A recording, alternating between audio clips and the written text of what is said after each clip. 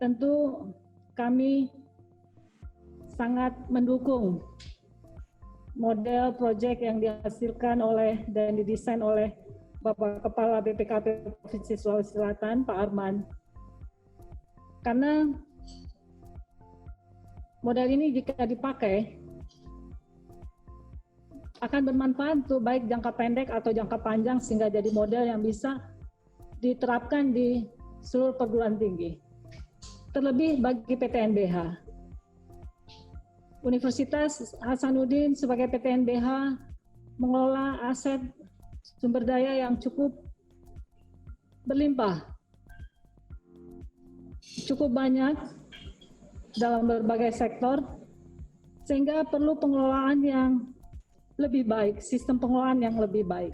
Kami saat ini memang sudah memiliki, terlebih lagi MWA Universitas Hasanuddin sangat mensupport dengan mengeluarkan peraturan-peraturan tentang pengelolaan SDM.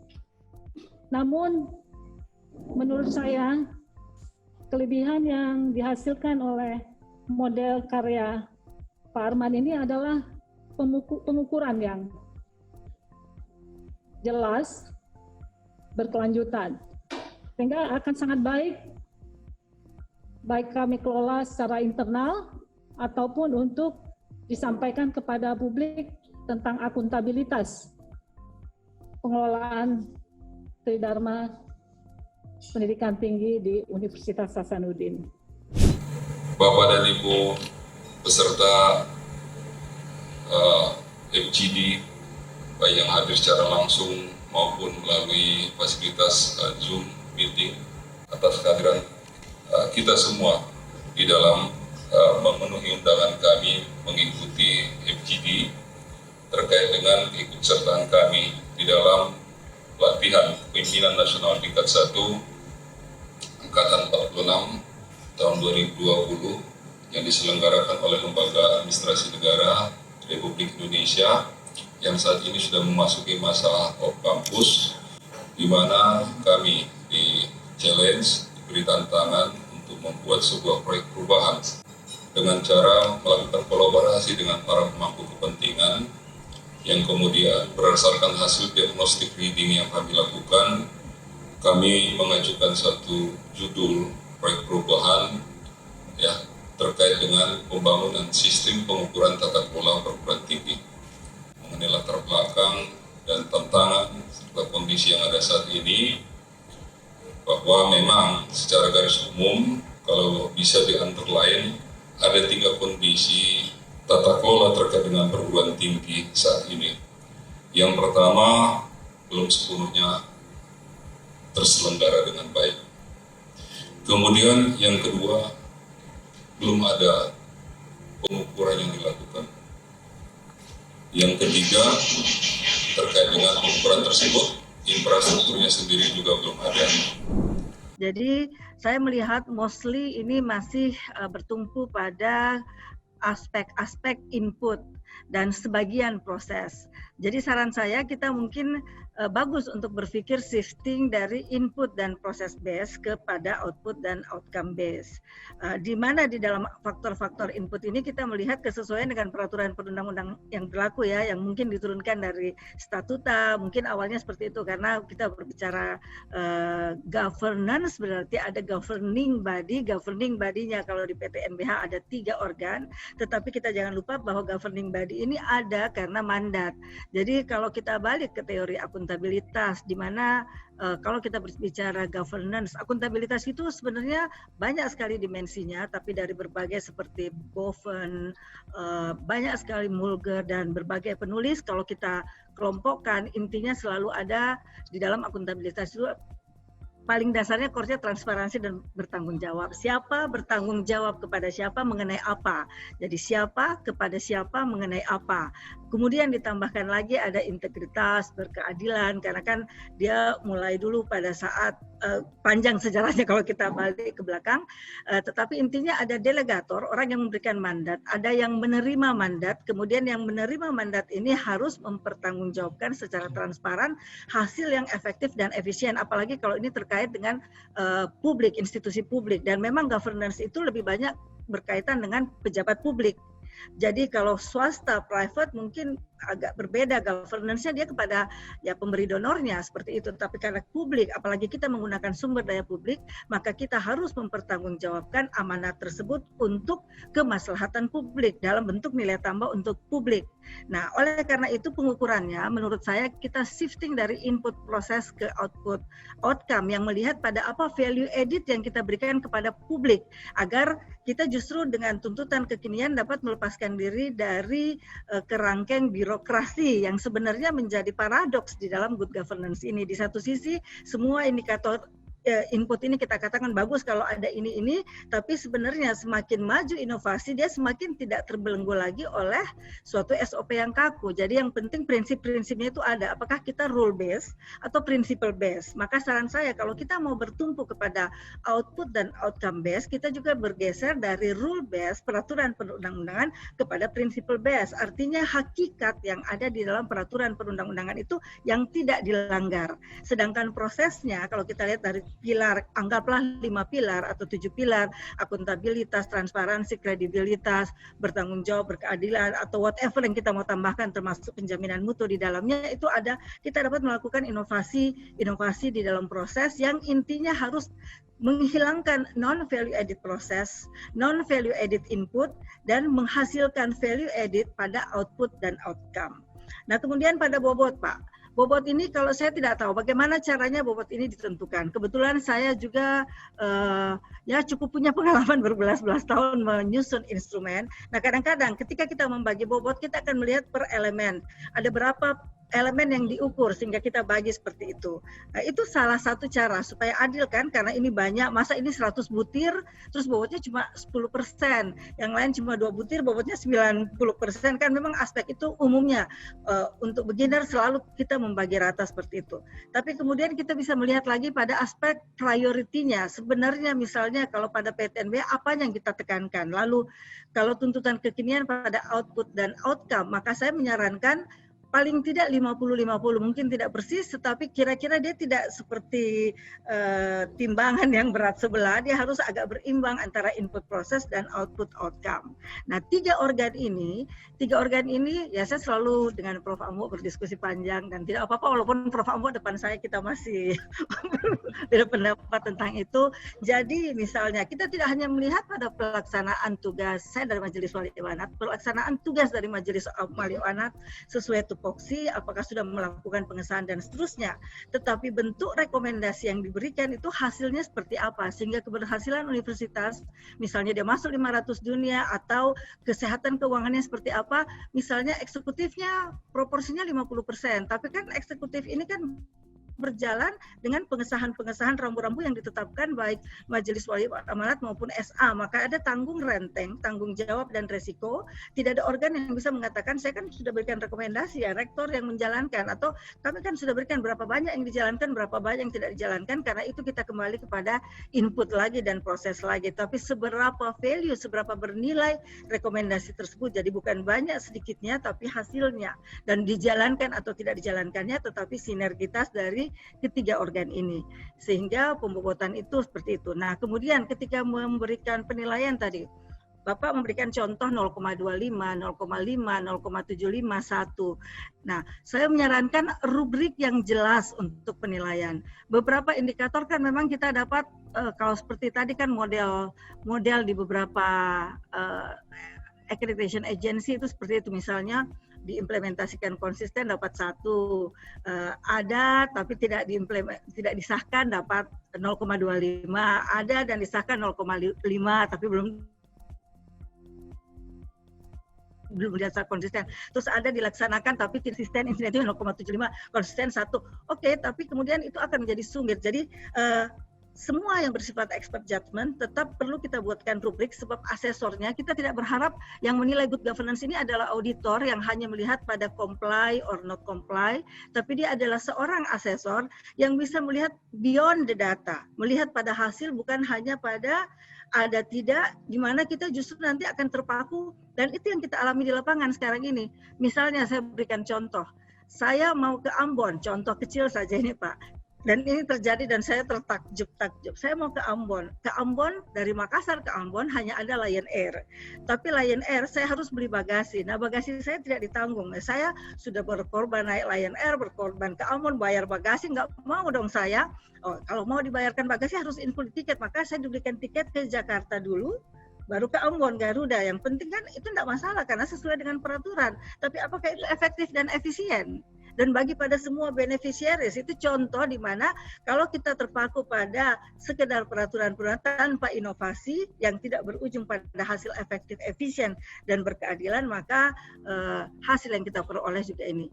Jadi bayangan saya dengan pengukuran good governance ini, kita tidak hanya melihat kepatuhan terhadap peraturan dan perundang-undangan yang berlaku, tetapi hasilnya harus meningkatkan daya saing. Jadi bukan berarti semua peraturan dipenuhi, tapi seberapa berdaya saing hasilnya, dan harus ada tolok ukur benchmark baik pada level nasional maupun level internasional, karena memang kita harus membuka mata lebih lebar. Nah, tadi saya lihat yang dicoret-coret oleh Pak Arman, sebenarnya proses PPEPP-nya itu sudah jalan. Ada penetapan apa yang kita mau ukur, ada pelaksanaan, ada evaluasinya, ada rencana tindak lanjut perbaikannya, dan hasilnya perbaikannya ada. Tetapi proses ini sebenarnya tidak boleh sekedar ada hasil dan kemudian naik secara berkesinambungan. Setiap saat juga proses ini, siklus ini juga harus direview. Jadi bukan hanya hasil yang naik, tapi proses dan instrumen ini juga sendiri harus terbuka untuk direview, demikian pula siklusnya. Mungkin tidak lagi annual atau semesterly dan seterusnya. Masih banyak lagi yang lain, tapi untuk sepintas itu yang dapat saya lihat dari gambaran yang samar-samar. Dengan senang hati saya terbuka dan bersedia untuk berdiskusi hal-hal seperti ini. Terima kasih. Assalamualaikum warahmatullahi wabarakatuh. Terima kasih Pak Moderator. Izin Prof. Indri, ketemu lagi kita. Terima kasih sekali masukannya Prof. Tadi. Masih terdengar suara saya, Prof? Halo? Oke, izin Bapak-Ibu sekalian. Kedengaran, Pak. Tadi masukan dari Prof. Indri, kebetulan beliau adalah Sekretaris MWA, sangat paham sekali dengan tata kelola. Nah, mudah-mudahan tanggapan beliau nanti bisa kita buktikan waktu kita piloting sebetulnya seperti apa begitu. Tapi intinya bahwa tadi kaitan dengan penentuan aspek seperti disampaikan tadi Pak Arman juga menyampaikan, kami juga begitu. Nah, terumuskan adalah 4 aspek itu. Yang aspek keduanya itu memang ada 3 sub aspek ya di sini, yang organ utamanya itu. Dengan kaitan dengan pembobotan, memang terus terang ini karena sifatnya tadi prototipe supaya harus kelihatan dulu, jadi dulu barang itu 100%. Memang kalau ideal Pak, kami juga terpikir waktu itu Bapak-Ibu sekalian, kita ketemukan dulu semua unsur parameter sampai UP yang terkecil dari setiap aspek itu. Untuk kemudian kita proporsionalkan menjadi bobot. Tetapi mohon maaf, kembali pemahaman kita terkait dengan tata kelola di perguruan tinggi dan sebagainya, keterbatasan waktu mempelajari peraturan dan sebagainya, tentu membatasi waktu kami untuk bisa sempurna seperti itu. Minimal untuk sekarang ada kami tetapkan sekian persen, dan dengan persepsi justifikasi yang kami sampaikan tadi, contohnya kaitan dengan 40, 24, 16, itu total 80. 40% itu adalah 50% dari 80. Itu kami dalam kutip perbandingan apa yang terjadi di best practice di korporasi, itu ketika kita bandingkan antara pemilik atau RUPS dengan direksi dengan komisaris, itu sama persentasenya. Nah, kami bayangkan di sini MWA dengan SA itu nuansanya adalah melakukan pengawasan seperti di Dewan Komisaris di korporasi. Jadi lebih banyak unsur pengawasan nuansanya begitu. Yang rektor adalah unsur eksekutif atau pelaksana dari semua kebijakan akademik non akademik. Sehingga itulah yang menjadi latar belakang kami memproporsionalkan yang MWA dengan SA itu ketika dijumlahkan sama dengan rektor. Itu. Yang berikutnya, mohon maaf seperti kami sampaikan tadi adalah kami benchmark atau dari best practice di sektor koperasi, yang itu 7% untuk aspek 1, 8% untuk aspek 3 di informasi, dan aspek 5% untuk di aspek lainnya. Kaitan dengan penilaian. Memang tadi izin contohnya memang belum begitu banyak seperti yang ditampilkan di Excel tadi. Kalau sudah, ini mohon maaf, ini belum kita berhasil di input semua di database gitu Pak Ihsan ya. sehingga belum bisa kita tampilkan keseluruhannya. Nuansa input, proses, output, rasanya sih kami sudah mulai kembangkan juga. Memang kesempurnaan memang belum bisa tergambar. Tapi bahwa tadi kaitan dengan apakah 0,5 itu nanti memperhatikan apakah itu cukup melalui review dokumen saja, atau perlu kuesioner, atau perlu observasi, atau perlu wawancara, itu tentu nilainya akan berbeda-beda. Misalnya nanti kaitan dengan menilai sejauh mana komite atau MWA memanfaatkan komite yang ada, komite audit misalnya. Ada satu laporan yang produknya MWA misalnya, itu kalau lihat di mestinya itu dilaksanakan oleh organ yang ada di MWA atau unit kerja sana, apakah komite audit, komite remunerasi misalnya. Itu nanti ketika kita menilai sejauh mana nilai atau substansi dari produk dari MWA itu, tentu akan kita melakukan adjustment atau melalui wawancara dan sebagainya untuk sejauh mana sih produk itu dihasilkan, sejauh mana substansinya. Nah itu nanti memang tidak gampang dalam langsung 0,5, 0,5 itu perlu kuesioner dan wawancara dan sebagainya, perlu observasi dan sebagainya. Itu nanti di kamus akan kita lengkapi Bapak Ibu sekalian, ya kamus penilaiannya. Tapi minimal nuansa yang disampaikan oleh Prof. Indri tadi, masukan kami akan kami perhatikan, dan meskipun sebagian sudah kami terapkan juga. Jadi kaitan dengan prosedur, memang tidak hanya prosedur Bapak Ibu. Jadi kami juga melihat substansi dari produknya juga. Nanti apakah tadi perlu pendalaman melalui wawancara atau melalui kuesioner, bahkan melalui observasi, itu kami gunakan. Teknis-teknis itu di dalam melakukan assessment. Mohon berkenan kepada Bapak Ketua Majelis Wali Amanat untuk memberikan testimoninya terkait sistem pengukuran tata kelola perguruan tinggi. Kepada Bapak Komjen Polisi Purnawirawan Dr. Andreas Syafruddin, kami persilahkan dengan hormat. Bismillahirrahmanirrahim. Assalamualaikum warahmatullahi wabarakatuh. Yang saya hormati Pak Deputi BPKPK, ya Pak, Kepala Perwakilan BPKP Sulawesi Selatan, Ibu Rektor, Ketua Senat Akademi, Prof. Ambo, Wakil Ketua Majelis Wali Amanat, dan seluruh hadirin sekalian. Pada kesempatan yang baik ini tentu saya mengucapkan terima kasih apa yang sudah disampaikan atau dikontribusikan khususnya dari BPKP dan kerjasama dengan Universitas Hasanuddin. Pada kesempatan yang baik ini tentu saya mengucapkan selamat atas MOU secara bersama-sama antara Unhas dan BPKP,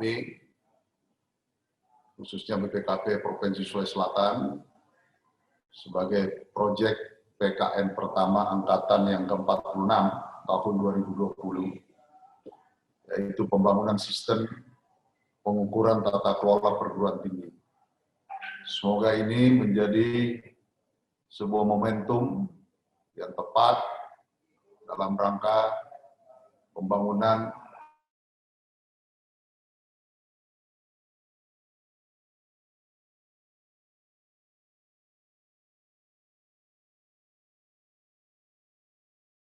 sentral di kawasan Indonesia Timur.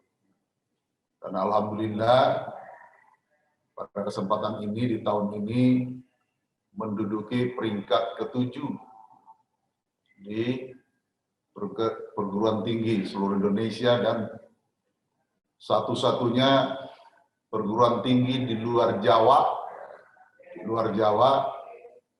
yang memasuki peringkat 10 besar. Dan insya Allah Universitas Hasanuddin akan selalu mengembangkan tata kelolanya dan jejaringnya di dunia internasional. Insya Allah kita berdoa. Sekian, terima kasih.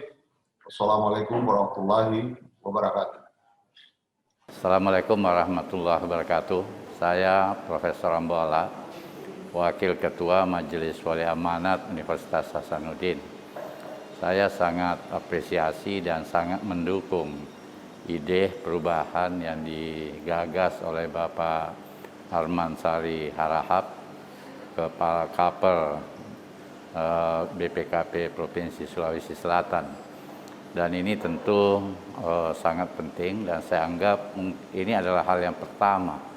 Karena memang persoalan kita tentu GUG itu sudah dilakukan, sudah dijalankan, tetapi pengukurannya, indikatornya, penilaiannya itu belum ada sama sekali.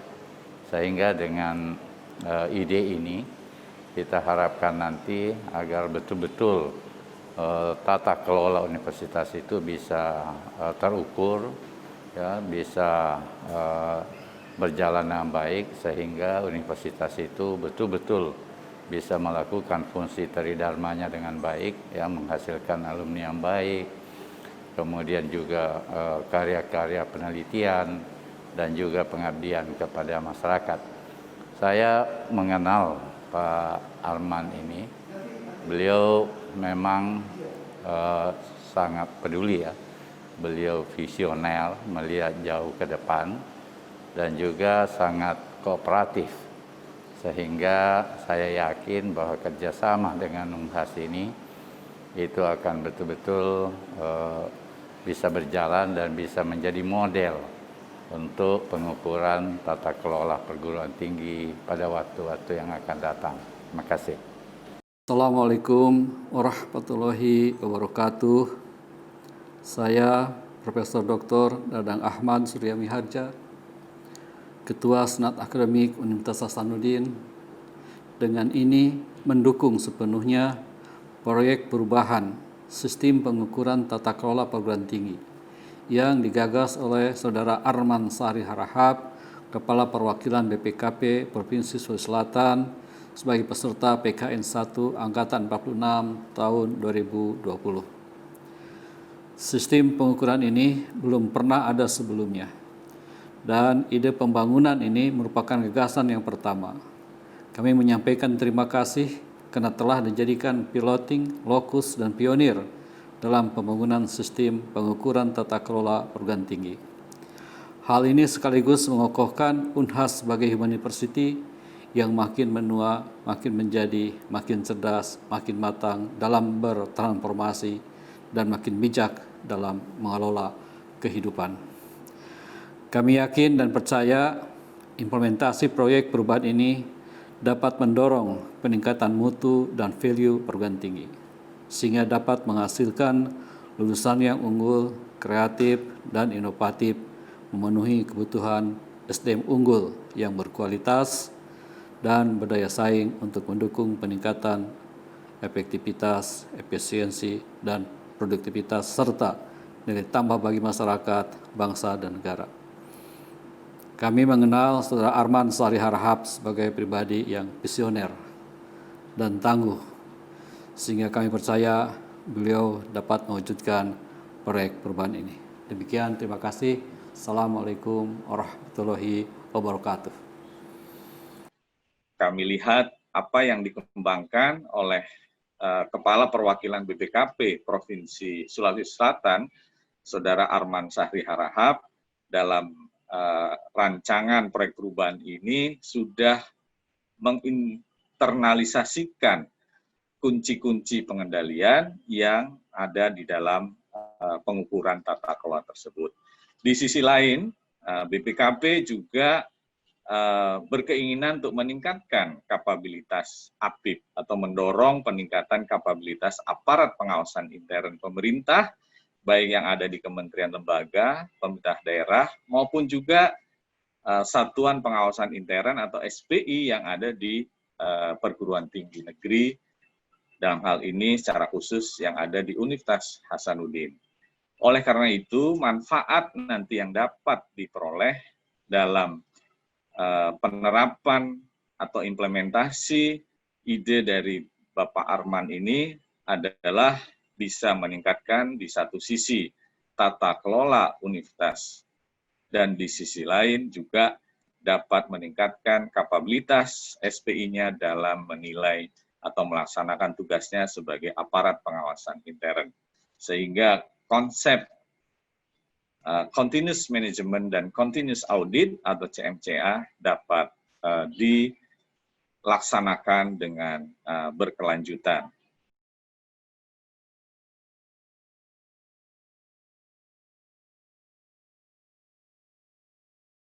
Bismillahirrahmanirrahim.